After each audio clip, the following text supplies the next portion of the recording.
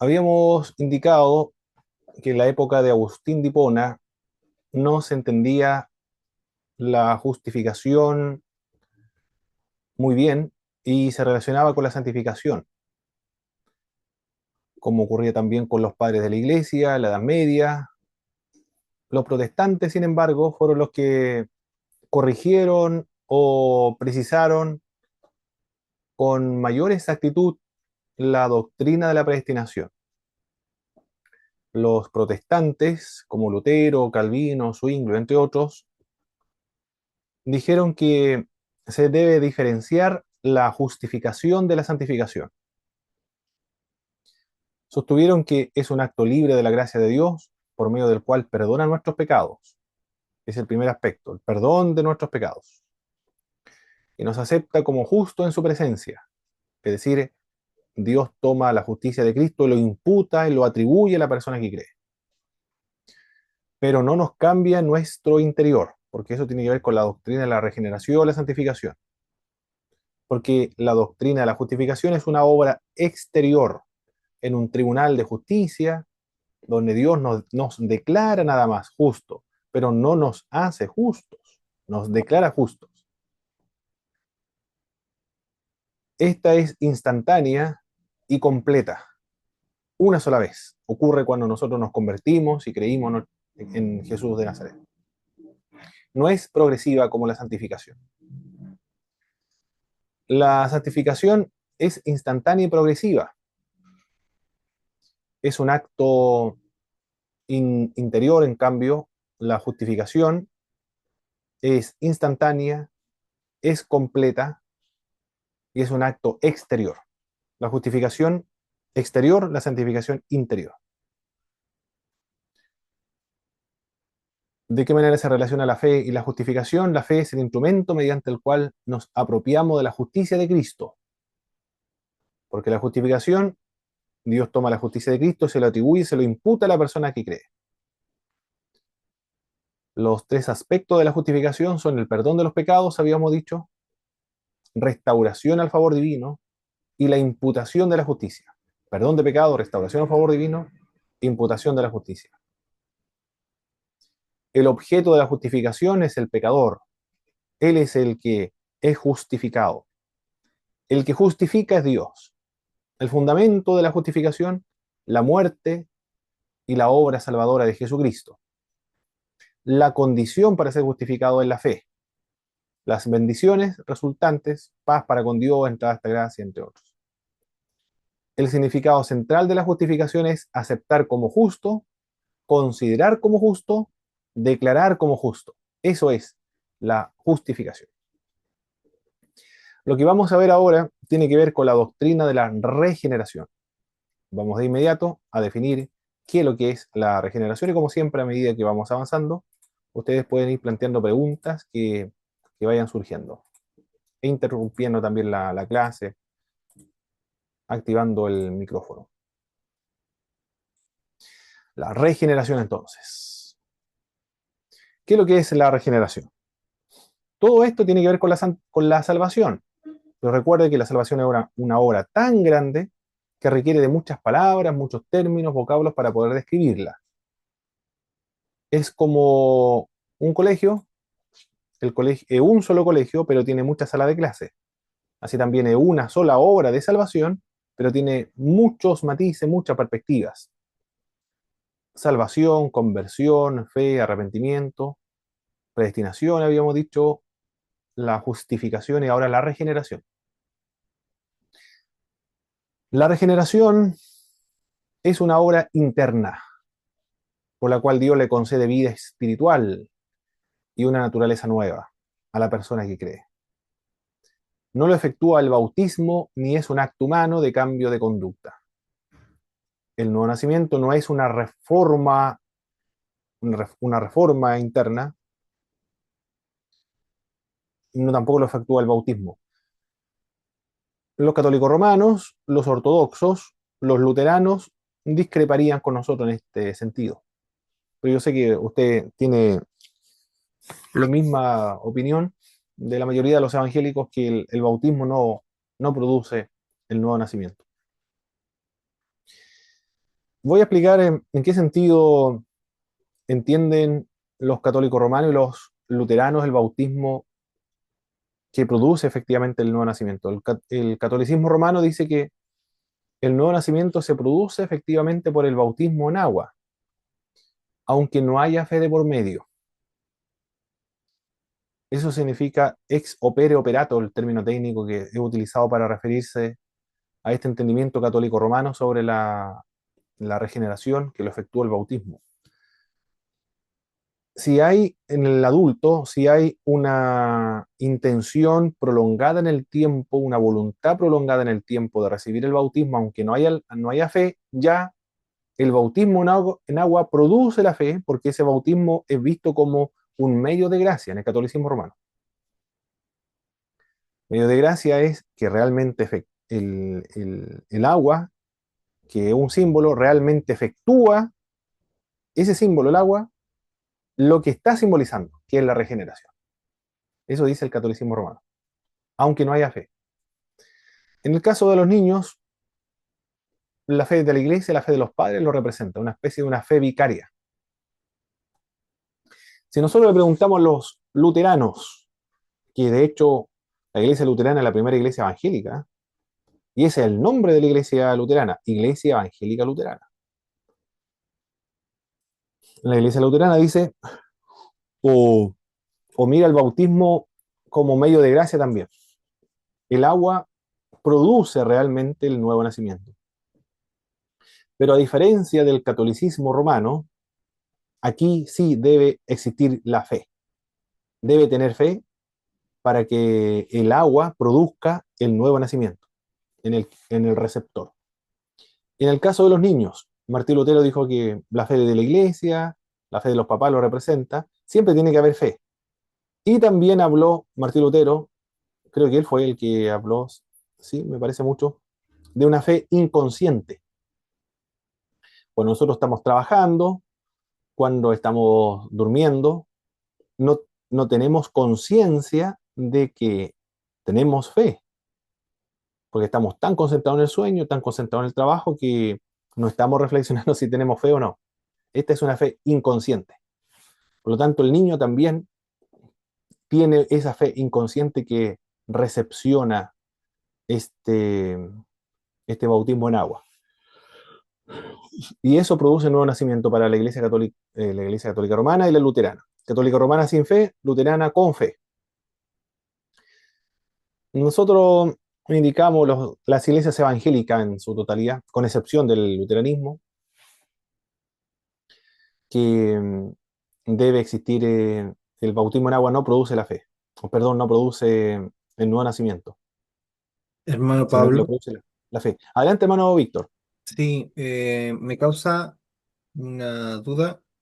Hay una corporación en particular que cree que el bautismo es parte del proceso de la, ¿cómo era? A ver, que la salvación es por fe y por medio del bautismo, que es la Universal de Cristo, la Iglesia Universal de Cristo. Y no Ah, sé si usted tiene un acercamiento a eso, porque a mí me ha generado mucho ruido. Yo tengo primos que fueron de ahí, ya ellos se volvieron al mundo, no son cristianos, pero ellos siguen esta doctrina y cuando hacen evangelismo, ellos no evangelizan, ellos reevangelizan. Tienen muchos seguidores, es muy conocida la Iglesia Universal de Cristo, por lo menos hay en Valdivia, está acá en no directamente. Hay una en Puerto Montt, sí, pero no tiene mucho auge, pero sí hay otra en Los Muermos.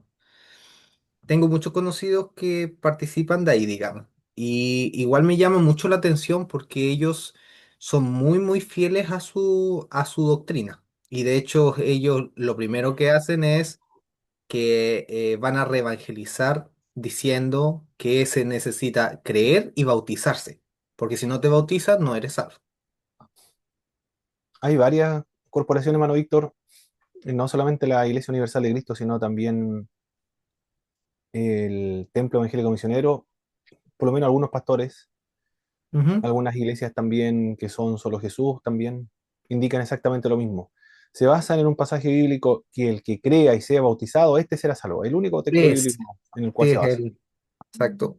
Y que la salvación, por ejemplo, del ladrón en la cruz es una excepción. Se lo pregunté directamente al pastor que andaba en la gira misionera, digamos, para salir de Ah, la ok. duda y saber su postura. Pero eso, y ahí quiero preguntar nuestra actitud o nuestra apreciación a ese evangelio. ¿Ese es un evangelio diferente? ¿Es un evangelio que puede tener este matiz? ¿Cómo se debe tomar? Si es tajante nuestra decisión en cuanto a la sana doctrina, hay que tener cuidado, hay que evaluarlo. ¿Cómo lo vería usted, hermano? Ah, ok. Son hermanos en Cristo de una iglesia evangélica. Yo creo que con el tiempo quizás ellos reevalúen esa posición. Por lo menos la Iglesia Universal de Cristo y algunas iglesias, algunos pastores, no todos, del Templo Evangélico Misionero, lo Ujú. pueden reevaluar a medida que ellos estudien más la palabra de Dios, más concienzudamente o más profundamente. Mm, Eh, Aunque la Iglesia Universal de Cristo tiene un seminario, un instituto bíblico, yo sé que tienen, y fueron también educados por el hermano Paulo Hoff, el fundador del Instituto Bíblico Nacional. El Instituto Bíblico Pentecostal en su ujú, tiempo, después fue Instituto Bíblico Nacional. Muchos pastores estudiaron con Paulo Hoff y Paulo Hoff era evangélico, protestante, y enseñaba mm, lo que estamos viendo aquí ahora nosotros, las tareas también, cuando se estudia el libro de Corintios, cuando dice el apóstol Pablo que me alegro mucho de que no a todos ustedes lo he bautizado, sino a Estefana y a otros más que no me acuerdo, porque Dios no envió a nosotros, a mí, a bautizar, sino a predicar el Evangelio, la prioridad del Evangelio. Y ahí se sobreentiende en ese pasaje bíblico que lo que produce la salvación es la fe en Cristo, ¿no? No es el bautismo en agua. Yo tengo la esperanza de que mientras más estudien, van a tener que replantear ese artículo de fe, porque en el templo evangélico misionero no es un artículo de fe, no es un dogma. Si en la Iglesia Universal de Cristo es un dogma y es un poco más complejo ahí porque cuesta más eliminarlo de la iglesia, porque imagínense un pastor o un hermano que enseñe otra doctrina que no se relacione con el dogma artículo de fe de la iglesia. Un pastor, por ejemplo, el pastor, ¿qué van a hacer los hermanos? Con un pastor que no está enseñando los artículos de fe de la iglesia. Se va a disciplina. Peligroso, es peligroso con un pastor que ama a su congregación, ama a su gente. La única diferencia es que el artículo de fe dice que hay que creer y bautizarse. Es peligroso, es un poco complejo para ellos. Yo lo entiendo a los hermanos y entiendo también a los pastores que es su obligación enseñar eso porque está en los artículos de fe. Si no lo tuviera, ellos podrían tener opiniones diferentes. Y si lo tienen diferente, tienen que ser muy reservados. mm, entiendo. Ujú. Sí, eso es lo Gracias, que hermano. creo. Sí, gracias. Muchas gracias. Bien, la regeneración entonces es una obra interna, cuando Dios le concede vida espiritual a la persona que cree una nueva naturaleza, a la persona que cree, obviamente, tiene que creer. Es un acto en que Dios imparte vida espiritual al alma del creyente. Eso es lo que dice Juan, 1 Juan 5, 11, 12. Y este es el testimonio que Dios está en su Hijo. El que tiene al Hijo tiene la vida, el que no tiene al Hijo de Dios no tiene la vida. El que cree en Jesús tiene la vida, ha nacido de nuevo, tiene la vida espiritual, porque el nuevo nacimiento se relaciona con recibir la vida espiritual dentro del alma. En Pedro, segunda de Pedro 1:4, por medio de las cuales nos ha dado preciosas y grandísimas promesas para que por ellas llegaseis a ser participante de la naturaleza divina. Acá no se refiere que nosotros los cristianos vamos a ser divinos, sino que estamos disfrutando de la naturaleza y la experiencia con la divinidad. También lo entienden así las iglesias ortodoxas. Cuando las iglesias ortodoxas hablan acerca de la santificación, ellos dicen que están experimentando una especie de una divinización. Ellos le llaman la divinización del creyente. Muy hermosa la imagen que utilizan, la divinización del creyente. En cambio, nosotros le denominamos la santificación del creyente. Los católicos romanos no sé Creo que la santificación también. Los wesleyanos y los metodistas, quizás, el movimiento de santidad le denominan la perfección cristiana. Pero perfección cristiana, la divinización del creyente, es la santificación. Y estos textos bíblicos son utilizados también de siendo participante de la naturaleza divina. Acá, conectado con la regeneración, es que ahora el alma tiene una comunión espiritual con Jesucristo. Eso es un nuevo nacimiento entonces, un acto en que Dios imparte vida espiritual al alma del creyente. Se relaciona con recibir el Espíritu Santo dentro del alma. Eso dijo Jesús en Juan: el viento sopla desde donde quiere y oye su sonido, pero no sabe de dónde viene ni a dónde va.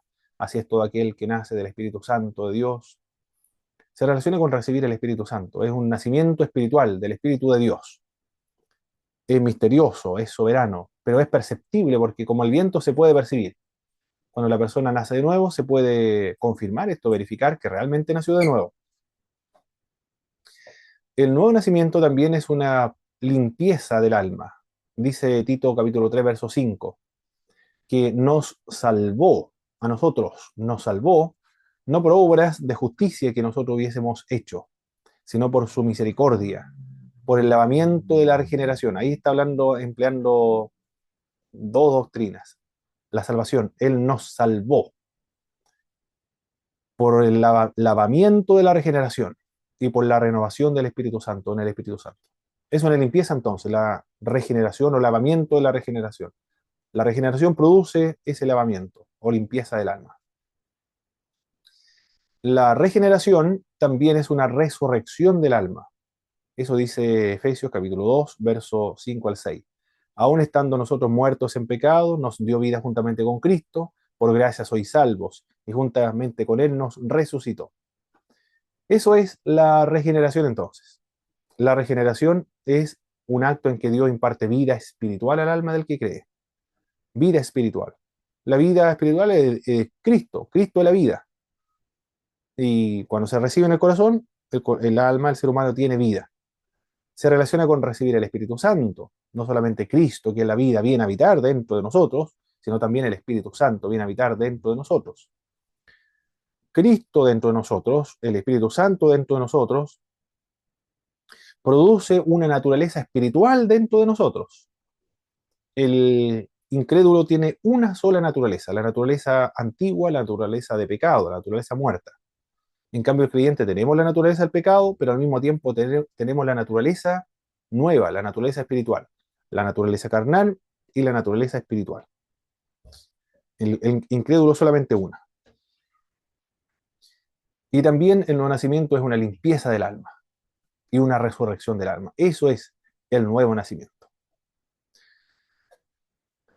Yo me acuerdo cuando aprendí esta doctrina de lo que es el nuevo nacimiento, lo iba a practicar para que no se me olvidara, lo iba a practicar y antes de comprarme el megáfono, lo iba a practicar así a puro pulmón. Me ponía en un pasaje arriba, siempre en un cerrito, en las escaleras, donde se podía escuchar con eco, ahí me quedaba. Y practicaba la definición de la regeneración. Trate de explicar estas doctrinas y compartirlo con los hermanos de la iglesia. O puede estar también estas doctrinas en un manual de discipulado de su iglesia, o puede integrarlo dentro de los temas del discipulado que se puede trabajar en sus congregaciones. La necesidad de la regeneración.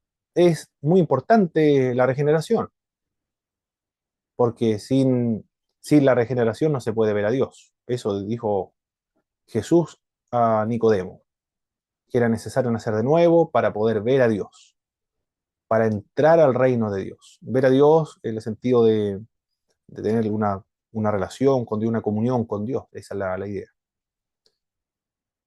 Para tener comunión con Dios se necesita el nuevo nacimiento. Sin ese nuevo nacimiento no se puede tener comunión con Dios, porque está muerto. Recuerde que el nuevo nacimiento es una vida espiritual, una naturaleza nueva que se le imparte, una naturaleza espiritual que se le imparte, es vida espiritual que se le imparte.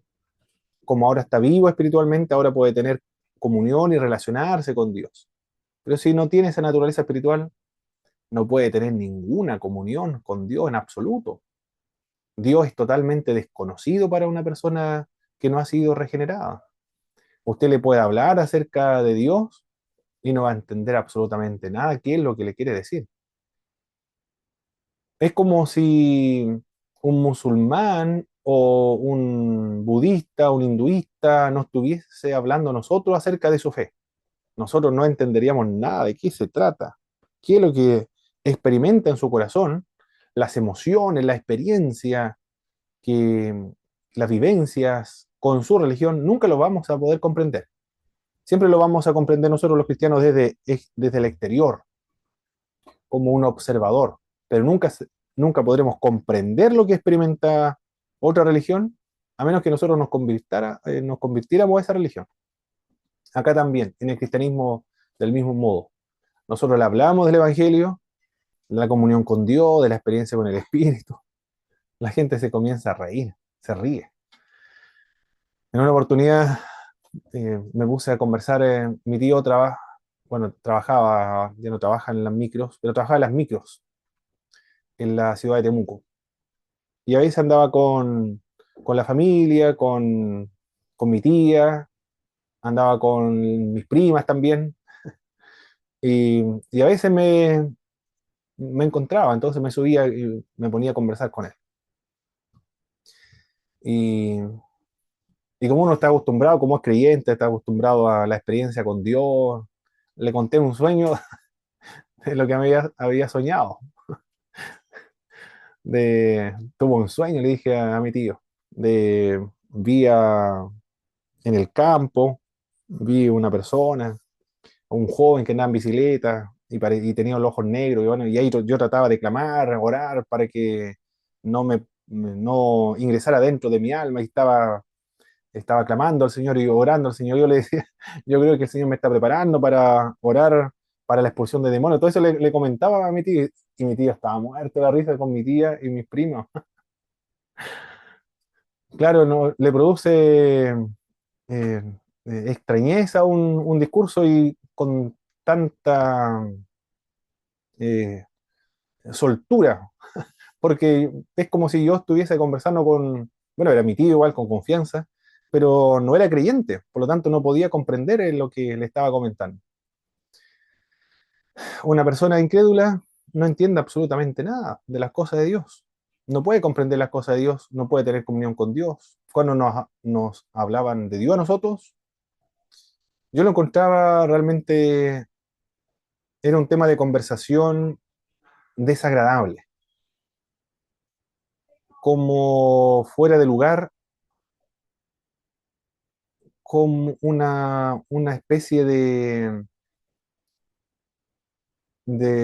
ridiculez o inoportuno o fanatismo, no sé, todas esas cosas se me pasaban por la mente cuando tenía unos 15 años, yo creo. Cuando un primo me comenzó a hablar acerca del Evangelio, de que Dios era misericordioso, me acuerdo que decía, que le dio un hijo a Abraham y a Sara siendo estéril y anciano ya, para Dios no hay nada imposible, me acuerdo que me decía. Y siempre enseñaba la Biblia, reunía un grupo de niños y le enseñaba la Biblia. Yo lo encontraba eso muy absurdo, porque era incrédulo, porque no podía comprender las cosas espirituales ni tener comunión con Dios tampoco. El cantar, absurdo, el orar más todavía, leer la Biblia, algo inimaginable. Para ser aceptables a Dios y ser hecho apto para la vida espiritual se requiere el nuevo nacimiento. Si la persona no nace de nuevo, eventualmente pudiera estar en el reino de Dios, en el paraíso de Dios, en un estado de irregenerado, no podría disfrutar de las cosas espirituales. Una persona incrédula no disfruta de una alabanza, de una oración, la lectura de la Biblia, o reunirse en las iglesias, eso no lo disfruta. Es muy aburrido. Se me viene a la mente ahora que lo estoy comentando de un aburrimiento, la imagen del presidente Boric, cuando estaba en la catedral de Santiago, la Catedral Católica Romana. Se estaba quedando dormido, parece. Bueno, sí, es algo como totalmente ajeno a él, a su experiencia, a su vida. Supongamos que en ese estado una persona pudiera estar en el paraíso. Sería muy aburrido, muy agotador, muy frustrante, sería muy agobiante estar ahí. Es muy estresante estar ahí en ese lugar, en el paraíso de Dios, porque ahí está la presencia misma de Dios, donde no hay nada impuro que contamine ese lugar, y Él sería el único impuro que estuviera, que estaría en ese lugar. No podría conversar con nadie porque todos los temas de conversación son de personas regeneradas y en un estado de glorificación. ¿Qué tema de conversación cuando el coeficiente intelectual de aquellas personas que han resucitado y han sido glorificados es 10% y ya la naturaleza pecaminosa ha sido extirpada del ser de una persona creyente?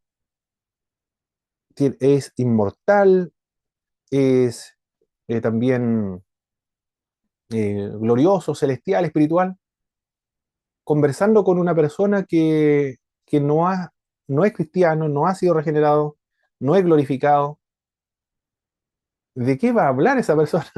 Ahí, imposible, es como cuando es otro idioma, hablaría realmente otro idioma, porque un hermano me comentó que fue a Alemania, bueno, la hija fue a estudiar a Alemania y también ellos lo fueron a ver, y los que no saben alemán ahí no lo toman en cuenta, nada, no lo toman en cuenta, es como si no existiera, así lo tratan, como si no existiera realmente.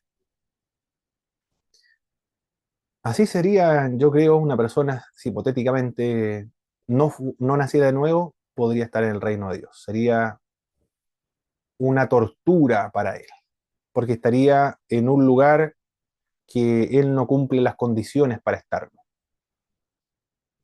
Totalmente torturador sería para él.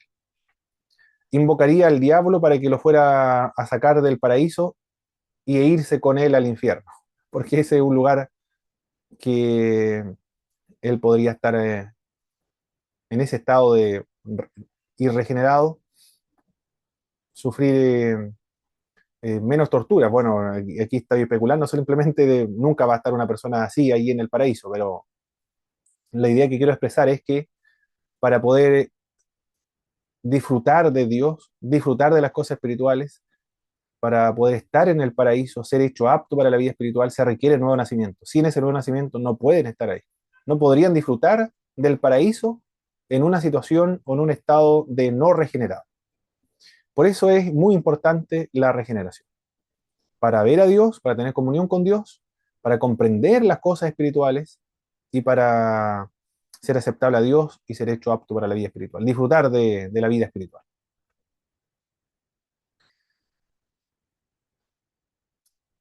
¿Cómo experimentar la regeneración ahora? Aquí había dicho que hay una diferencia con los calvinistas. Los calvinistas indican que esto es una obra soberana de Dios nada más sobre los escogidos. El ser humano aquí no hace absolutamente nada.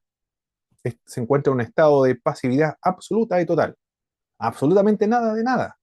Porque la regeneración es una impartición de vida espiritual y Dios unilateralmente y condicionalmente le otorga la vida. Pero las Sagradas Escrituras indican otra cosa. Y algunos textos bíblicos son muy claros con respecto a cómo nacer de nuevo. Los medios de la regeneración. Primero, los medios de la regeneración. ¿Qué medio utiliza Dios para regenerar al ser humano? Por medio de la aceptación del mensaje del Evangelio. Dice Santiago capítulo 1, verso 18, Él, de su voluntad, nos hizo nacer por la palabra de verdad, para que seamos primicias de sus criaturas. Nos hizo nacer por medio de la palabra de verdad, dice Santiago, por medio de la palabra de verdad, es decir, por la exposición de las Sagradas Escrituras. Aquí la palabra de Dios entonces es fundamental, es muy importante. La palabra de Dios es la que es el medio que Dios usa para llevar a cabo el nuevo nacimiento. En la medida en que se exponga claramente el mensaje de las Sagradas Escrituras, más posibilidades habrá de que la persona que escucha nazca de nuevo. Estoy convencido de eso, totalmente convencido. La, la palabra de Dios, el medio que Dios utiliza, el testimonio del Evangelio. En 1 de Pedro 1:23, siendo renacido, dice el apóstol Pedro, no de simiente corruptible, sino de incorruptible, por la palabra de Dios que vive y permanece para siempre. Nuevamente el apóstol Pedro ahora dice que nosotros nacimos por medio de la palabra de Dios también. Santiago y Pedro dicen exactamente lo mismo, por medio de la palabra de Dios. Por eso es que la palabra de Dios se debe exponer, predicar y cantar también, escribir de alguna manera que la gente lea la palabra de Dios. En una oportunidad, cuando trabajaba en la Liga Bíblica, fue a comprar una Biblia de la Liga Bíblica, una persona que era camionero, creo, era un camionero así, y no era cristiano, sin embargo, ¿eh? Pero, pero sin embargo ya estaba en el proceso de la conversión a Cristo, definitivamente. Yo le dije que debía congregarse, no, me dijo, todavía no, no, quizás sí después, pero no todavía, dijo. Me mencionó algo de las iglesias, de los pastores, pero él estaba muy comprometido con la Biblia, él estaba leyendo la nueva versión internacional y quería un libro para poder comprenderla más, todavía un diccionario, creo que era un comentario bíblico, Biblia de estudio. Eso fue a buscar de la Liga Bíblica. Él solo, no sé si alguien le habrá hablado, pero yo, la experiencia que tuve con él fue que él leía la Biblia en sus horas libres y en sus viajes que realizaba, cuando descansaba, él se ponía a leer la Biblia nueva versión internacional. Y él tenía curiosidad, claro, surgieron preguntas. Por eso quería diccionarios bíblicos, comentarios bíblicos, algún libro o Biblia de estudio, porque quería comprender lo que decía la Sagrada Escritura. Lo llevó a una conversión por medio de la palabra de Dios, maravilloso. Va a tener un fundamento, pero fuertísimo ese hombre. Yo creo que a esta altura ya es cristiano, ya. Debe estar participando en alguna congregación. En Corintios capítulo 4 verso 15 de 1 Corintios. Pues en Cristo Jesús yo os engendré por medio del Evangelio. La exposición de la palabra, entonces, el sometimiento, el ser sometido a exposiciones continuas de la palabra de Dios, hay más posibilidades de que una persona se convierta. Mientras más se predique, más posibilidades hay de que la gente nazca de nuevo. Pero también se requiere el arrepentimiento. Arrepentíos y bautícese cada uno de vosotros en el nombre de Jesucristo para perdón de los pecados y recibiréis el don del Espíritu Santo, dice Hechos capítulo 2, verso 38. Gálatas capítulo 3, verso 26. Indica también que nosotros nacemos de nuevo por medio de la aceptación del mensaje del Evangelio. Nuevamente, para poder para convertirse, arrepentirse y creer. Salvarse, arrepentirse y creer. Ser regenerado, arrepentirse y creer. Ser justificado, arrepentirse y creer.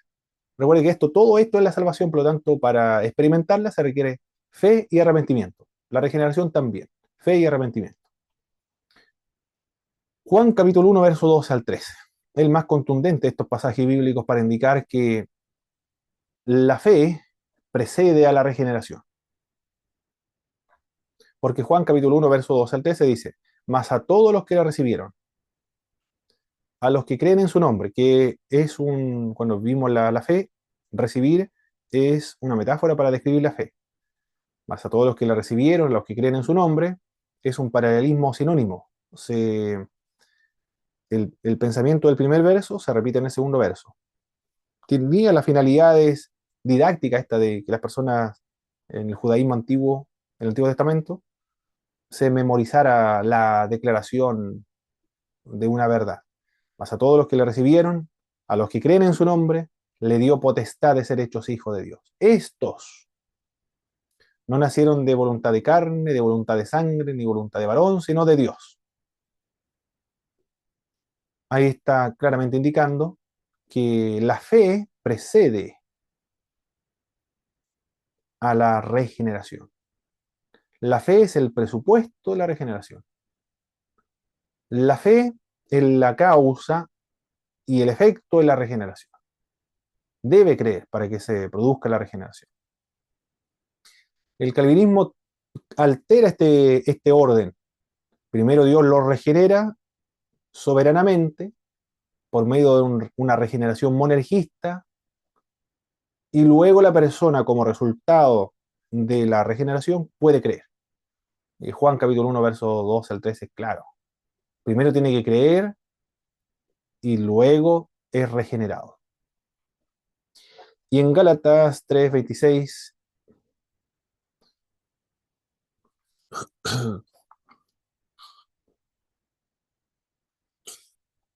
creo que ese texto bíblico, voy a revisar el 3:26, Gálatas 3:26.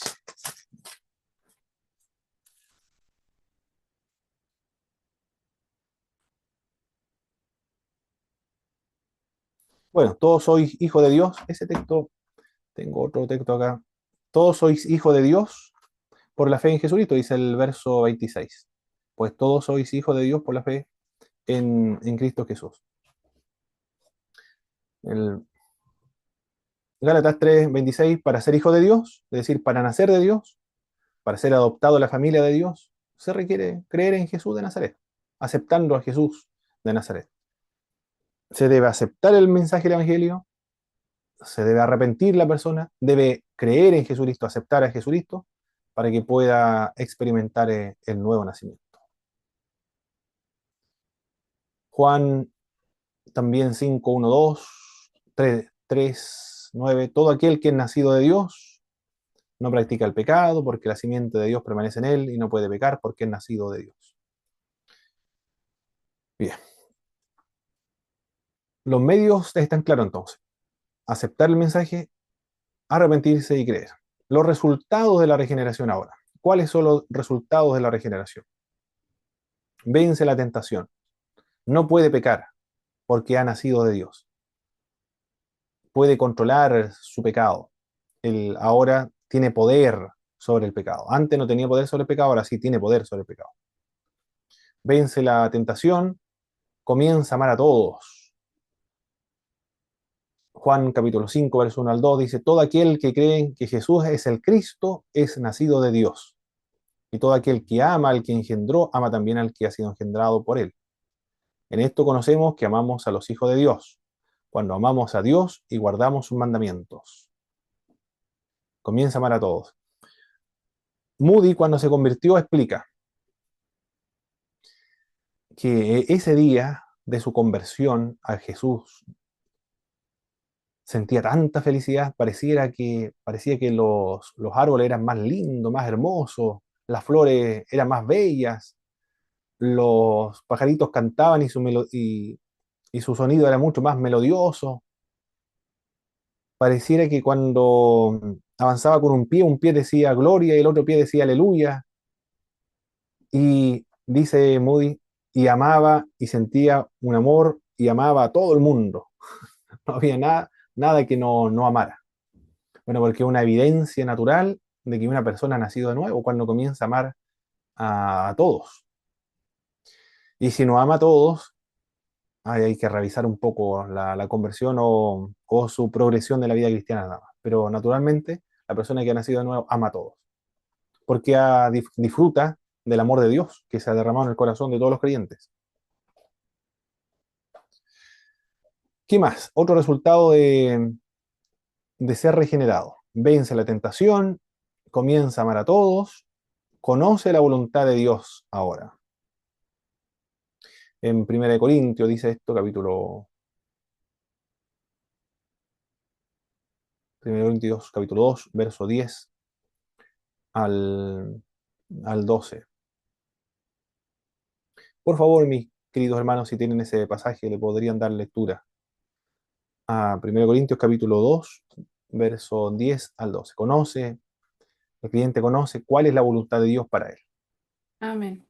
Dice, pero Dios nos las reveló a nosotros por el Espíritu, porque el Espíritu todo lo escudriña aún lo profundo de Dios. Porque ¿quién de los hombres sabe las cosas del hombre sino el espíritu del hombre que está en él? Así tampoco nadie conoció las cosas de Dios sino el espíritu de Dios. Muy bien, el Espíritu de Dios entonces que habita en el corazón de los seres humanos da a conocer cuál es la voluntad de Dios. Nosotros podemos conocer la voluntad de Dios ahora porque hemos nacido de nuevo, antes no. Antes de la conversión nuestra teníamos otros proyectos de vida. Yo recuerdo donde el director del Instituto Bíblico donde estudié, la primera vez que ingresé a estudiar el Instituto Bíblico, decía que él se dedicaba solamente a trabajar. Y luego cuando quería jubilarse, dijo que quería salir a recorrer el mundo, a conocer. Pero después cuando se convirtió al Evangelio, ya no le importaba absolutamente nada. Recuerdo que en esa clase estaba la esposa también, estaba la hija, estaba la esposa, y él estaba haciendo la clase y estaba comentando lo que le ocurrió cuando se convirtió al Evangelio. Ya no le importaba ni la familia, dijo, solamente las cosas de Dios. Y cuando escuchó la pastora que no le importaba ni siquiera la familia, se puso a llorar la esposa, la pastora, y después tuvo que consolarle un poco. Pero eso es, no le importaba ni su propia vida, es decir, a nada más, ni su propia vida. Antes quería tener un nombre, ser reconocido, pero después cuando se convirtió, bajó de esa montaña, dice él, y lo único que quería era que Cristo fuera glorificado. Ya no le importaba ni siquiera su propio nombre. Bueno, esa es la voluntad de Dios, que el nombre de Cristo sea glorificado y, y que nosotros todos menguemos. Y Dios es más en nosotros cuando nos negamos más a nosotros mismos. En eso consiste la vida cristiana, en la negación. Conoce la voluntad de Dios entonces. Y también, otro resultado de la regeneración es heredero de Dios y coheredero con Cristo. Eso dice Romanos capítulo 8, verso 17. Y si hijos, también herederos, heredero de Dios y coherederos con Cristo, si es que padecemos juntamente con Él, para que juntamente con Él seamos glorificados. Todo lo que le pertenece a Dios Padre, le pertenece por derecho a todos los creyentes. Todo lo que le pertenece a Jesucristo, también por derecho le pertenece a los creyentes. Ese derecho no lo hemos logrado nosotros mismos, sino que ese derecho viene desde afuera de nosotros, la obra de Jesucristo, es el fundamento de nuestros derechos. En realidad nosotros no tenemos ningún derecho, pero, pero Dios ha determinado concedernos todos esos regalos. Alguien dijo, yo en el paraíso me conformo con solamente estar en una esquina y si hay necesidad de barrer con una escoba ya estaría en la esquina feliz en el paraíso. Pero en el paraíso el creyente en la promesa de Dios es columna en el templo de Dios. Es todo lo que le pertenece a Dios Padre también le pertenece a Él, es coheredero con Cristo, heredero de Dios. Todo lo que le pertenece a Dios le pertenece al creyente. Eso ya es como mucha misericordia, mucha gracia, es mucha bondad, es un derroche de gracia. Claro, la gracia de Dios es infinita, es incomprensible, es desbordante. Realmente es ilimitada la gracia de Dios para con los cristianos, pecadores arrepentidos. Pero es más que el perdón de los pecados, mucho más que eso estamos viendo ahora. Heredero de Dios, coheredero con Cristo. Bien, esos son los resultados de la regeneración. Bien. ¿Algún comentario hasta ahora de la regeneración, mis queridos hermanos? ¿Se Todo. comprendió? Bien, ¿verdad? Sí, sí, hermano.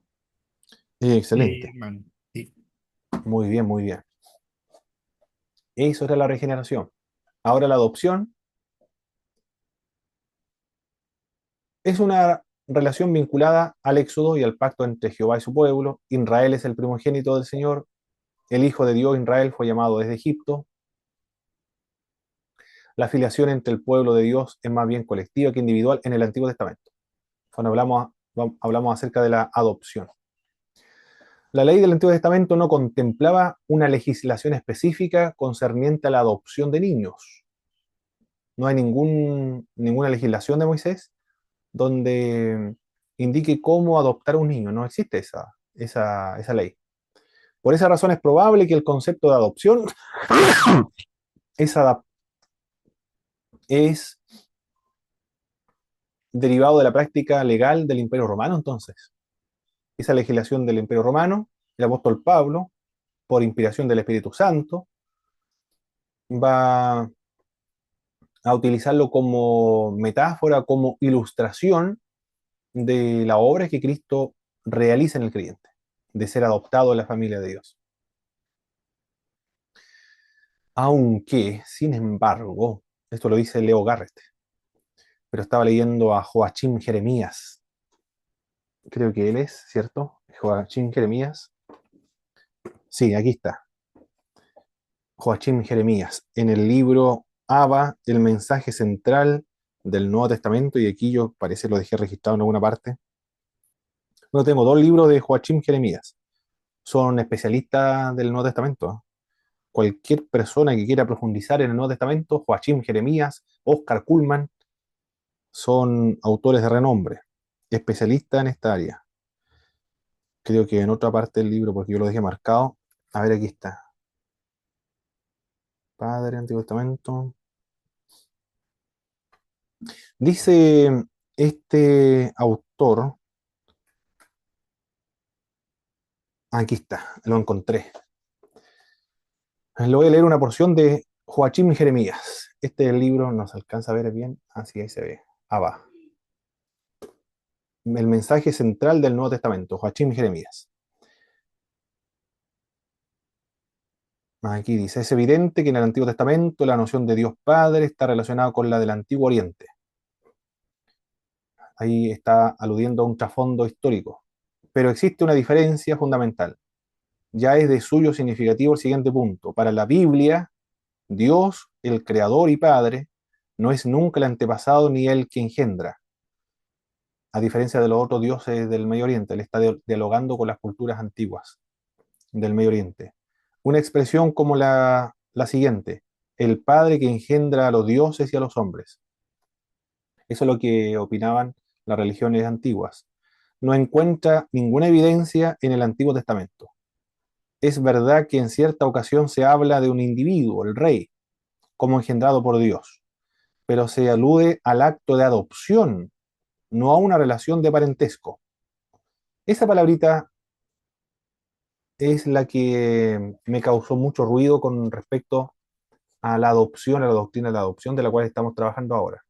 Porque no sé si Millar Erickson o Leo Garrett dice que no hay una legislación en el Antiguo Testamento de adoptar niños. Por lo tanto, esta doctrina de adopción de la cual nos menciona el Nuevo Testamento no se puede derivar del Antiguo Testamento, sino de las prácticas legales del Imperio Romano. Pero Joachim Jeremías aquí está diciendo que se habla acerca de los reyes como engendrados por Dios, es decir, él es el hijo de Dios, Dios es su padre en este sentido, de un rey específicamente, pero es porque ha sido adoptado, no una relación de parentesco, sino porque ha sido adoptado como su hijo. Y el pueblo de Israel ha sido adoptado también como su hijo. Entonces, pareciera entonces, de acuerdo a lo que dice Joachim Jeremías, que no está tan, bueno, no, igual es osado decir que Leo Garre no profundizó en esta doctrina de la adopción cuando habla acerca del trasfondo de la doctrina de adopción. Pero parece que o no puso atención mucho en Joachim Jeremías, porque Joachim Jeremías habla de una adopción en el Antiguo Testamento. Si es así, entonces la adopción de la cual estamos hablando del Nuevo Testamento, como doctrina de salvación, viene del Antiguo Testamento, pero de los reyes y de la colectividad del pueblo hebreo como adoptado por Dios. Aunque no está en la legislación, eso es verdad, pero sin embargo está en la teología del Antiguo Testamento. El pueblo de Israel es adoptado, los reyes son adoptados como sus hijos. Bien. Bueno, Éxodo 4:22 dirás al faraón, así ha dicho, Israel es mi hijo, mi primogénito. Cuando Israel era muchacho, yo lo amé y de Egipto llamé a mi hijo. Es decir, Israel era su hijo, pero en un sentido de adoptado. La terminología, filiación o adopción, en griego es iotesia, es el vocablo. En Romanos 9:4 se refiere a la relación especial de Israel con Jehová. Israel es su hijo, ahora los creyentes son hijos de Dios, pero así como Israel fue adoptado como hijo de Dios, como los reyes de Israel fueron adoptados como hijos de Dios, como lo menciona y lo comenta, lo recuerda Joachim Jeremías, también los creyentes ahora, en el Nuevo Testamento, también somos adoptados como hijos de Dios. ¿Cuándo? Cuando creímos y nos arrepentimos, como dice Juan 1:12, mas a todos los que le recibieron, a los que creen en su nombre, le dio potestad de ser hechos hijos de Dios. Antes no eran hijos de Dios, ahora sí, después de creer. En Romanos 8:23 se refiere a la resurrección corporal. Cuando los creyentes resuciten, eh, Romanos dice 8:23, y no solo ella, sino que también nosotros mismos, que tenemos las primicias del Espíritu, nosotros también gemimos dentro de nosotros mismos, esperando la adopción, la redención de nuestros cuerpos. También emplea el término adopción ahí, pero se refiere a la resurrección de los cuerpos. No es una adopción espiritual, sino esta adopción que tiene que ver con el cuerpo, con un cuerpo resucitado y glorificado, un cuerpo celestial y espiritual. En Romanos 8:15, pues no habéis recibido el espíritu de esclavitud para estar otra vez en temor, sino que habéis recibido el espíritu de adopción por el cual clamamos Abba, Padre. En el capítulo 8, verso 15, se refiere a llegar a ser hijo de Dios y la resultante filiación. Ahí está. Ahí encontramos la doctrina en el Nuevo Testamento de la adopción. Nosotros llegamos a ser hijos de Dios. Gálatas 4:5, el apóstol Pablo a los Gálatas le dice, para que redimiese a los que estaban bajo la ley, a fin de que recibiésemos la adopción de hijos. Es dada por Dios y debe ser recibida por medio de la fe esta adopción. Ocurre por medio de Cristo. La persona nace o es adoptada a la familia de Dios por medio de Cristo. La terminología que es utilizada para referirse a esta doctrina de la adopción. Hijo de Dios. Para todos los creyentes, la palabra confiere autoridad para llegar a ser hijo de Dios. El Espíritu Santo da testimonio a nuestro espíritu de que somos hijos de Dios. Ya esa es la terminología adoptada para referirse a esta doctrina de la adopción. Hijo de Dios, o hermanos también. Cristo no se avergüenza de llamar a sus seguidores hermanos. Cristo sería como el hermano mayor entonces. Cristo se hizo semejante a sus hermanos para ser nuestro sumo sacerdote, porque ha adoptado nuestra naturaleza. Y por eso se denomina nuestro hermano. La terminología de la adopción en el Nuevo Testamento entonces, hijo de Dios y hermanos. Otra terminología del Nuevo Testamento para referirse a la doctrina de la adopción es heredero. Bueno, esto ya lo vimos. Los hijos de Dios son herederos de Dios, coherederos con Cristo. Todo lo que le pertenece al Padre le pertenece al creyente, todo lo que le pertenece a Cristo le pertenece también al creyente. Quien había sido esclavo ha llegado a ser hijo y su heredero. En el libro de Gálatas habla acerca de un creyente, de un incrédulo, luego cuando ha pasado a ser creyente, ahora es adoptado a la familia de Dios, ahora es un hijo de Dios, heredero.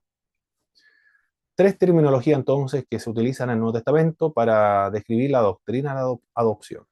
Hijo de Dios, los hermanos y herederos. La característica de esta adopción es por Dios entendido como Abba. ¿En qué sentido? Abba es un término de familiaridad, de ternura, de profunda intimidad. Solamente un auténtico, verdadero hijo se dirige a su papá con estos términos de ternura, en un estado de intimidad, de confianza absoluta. No en un estado oficial o formal que le denominaría o le llamaría padre. Esto es como papito querido, por ejemplo. Se debe al amor de Dios. Es por medio de Cristo, siempre es por medio de Cristo. Todas las doctrinas se relacionan con Cristo. La fe en Cristo, la salvación en Cristo, la regeneración en Cristo, la santificación en Cristo, la predestinación, la fe en Jesucristo. Todo es por medio de Cristo. Cristo es el fundamento de toda la salvación. Implica el testimonio del Espíritu, quien da testimonio a nuestro espíritu de que somos hijos de Dios. ¿Y cómo da testimonio a nuestro espíritu de que somos hijos de Dios? Eso es muy privado, es muy personal, es muy íntimo, muy subjetivo. Lo sabemos nada más. ¿Cómo lo sabemos? Bueno, ahí no podemos decirle cómo, simplemente lo sabemos. Eso es un discernimiento muy personal y muy subjetivo esto, pero real y, y con una absoluta seguridad, donde no hay ninguna duda de que no es hijo de Dios. Ocurre con el don de fe, por ejemplo. Dios, cuando le da un don de fe a alguien, sabe que Dios va a obrar un milagro y no hay ninguna duda, incertidumbre. ¿Y cómo lo sabe? No lo sabemos, simplemente la persona interiormente, de manera subjetiva, lo sabe en su corazón, que Dios va a obrar un milagro. Aquí también. Sabemos que somos hijos de Dios porque lo percibimos espiritualmente. ¿Hay alguna forma objetiva, exterior, para poder percibir eso? No, eso no se puede saber. Significa que aquellos que son conducidos por el Espíritu son hijos de Dios, los que son dirigidos, conducidos por el Espíritu Santo de Dios. Es una transición desde la esclavitud a la libertad de la afiliación. Bueno, eso dice el apóstol Pablo a los cristianos de Gálatas, quienes estaban bajo la ley, o querían volver a estar bajo la ley, o querían persuadirles los Gálatas a que aceptaran y se sometieran a la ley de Moisés. Implica hacer la paz para con Dios ahora, porque ya no es más su enemigo. Conduce a la disciplina divina. Esta es interesante, es disciplina divina. Todos los que se descarrían, Dios los disciplina para que vuelvan a sus caminos nuevamente. Como un padre disciplina a sus hijos. Significa que los hijos de Dios son transformados a la semejanza con Cristo. Muy importante esto también. Está también relacionado con la santificación. Bueno, todas las doctrinas se relacionan entre sí. Si somos hijos, ahora debemos ser transformados más a la imagen de el modelo de todos los hijos de Dios, que es Jesucristo. Trae como resultado una herencia de la cual ya habíamos hablado.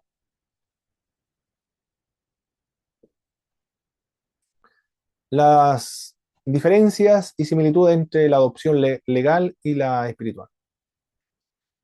La similitud del niño es tomado de la familia. En la legislación romana, el niño adoptado mantiene nueva relación con el adoptante. El adoptado llega a ser heredero del adoptante. Diferencias. La adopción civil se supone que fue permitida en beneficio y por el bienestar de los padres sin hijos, mientras que Jehová no es un padre sin hijos. Ahí tenemos la diferencia. Estamos haciendo una comparación entre la adopción de los romanos con la adopción cristiana. La adopción era o estaba enfocado para solucionar un problema de los padres. En cambio acá, para solucionar un problema de nosotros, los que hemos sido adoptados a la familia de Dios. Implica algo afable y atractivo en el adoptado, que llama la atención en el adoptante, en el caso de la legislación romana, mientras que el hombre pecador no tiene carácter moral alguno que atraiga a Dios.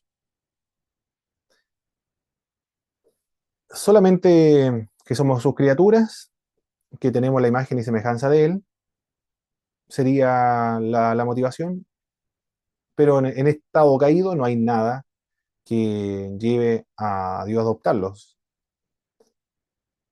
sino porque se encuentra en un estado de caída y porque ostentamos la imagen de Él.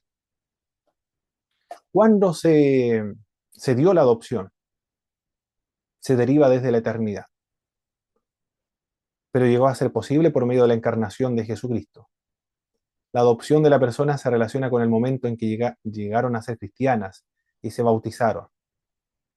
No estará completa hasta el momento de la resurrección corporal. El tiempo entonces, de la perspectiva de Dios, pasado, presente y futuro. Pasado porque esta adopción ya nosotros fuimos adoptados de antes de la fundación del mundo como hijos de Dios, pero cuando creímos nosotros fuimos adoptados como hijos de Dios, pero estará completa, es decir, nuestro cuerpo cuando sea resucitado o glorificado, estará completa esta adopción en la segunda venida de nuestro Señor Jesucristo. Muy bien, hemos concluido, mis queridos hermanos, esta doctrina de la regeneración y la adopción. Por favor, mis queridos hermanos, hermano Rodrigo, hermano Víctor, hermana Nidia, pueden activar sus micrófonos e indicarme qué es lo que es la regeneración, por favor, porque se me olvidó.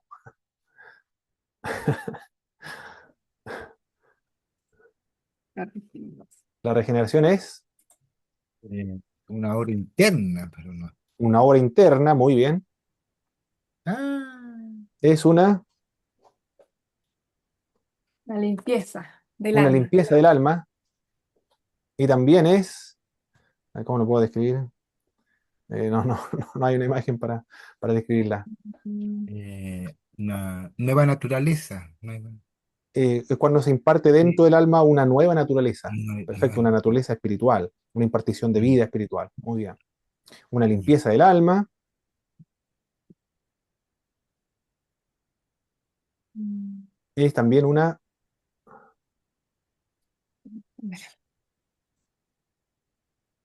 ¿recuerdan?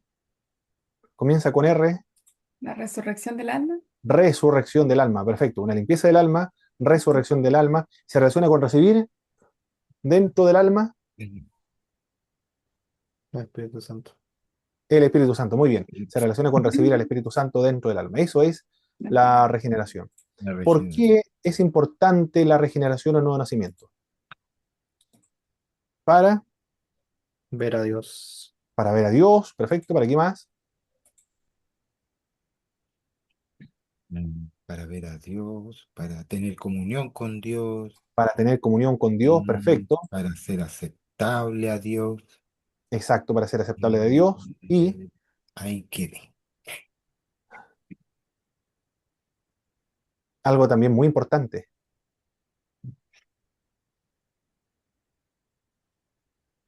Comprender las cosas espirituales. comprender las cosas espirituales. Si no nacemos de nuevo, no, por más que nos esforcemos a explicarle el Evangelio, una persona no va a entender absolutamente nada, porque no va a entender, necesitan hacer de nuevo.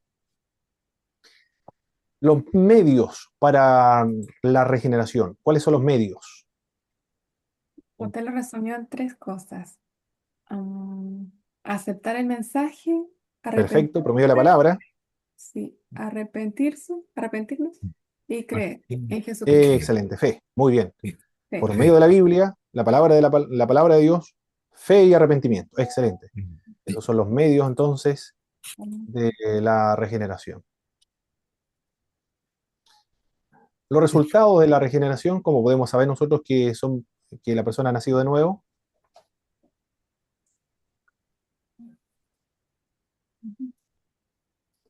que La tentación. vence la tentación, muy bien, y ahora comienza Amar a todos. a amar a todos, perfecto. Conocer la Otro, voluntad. conoce la voluntad de Dios, muy bien, y también Somos coherederos de Dios. No,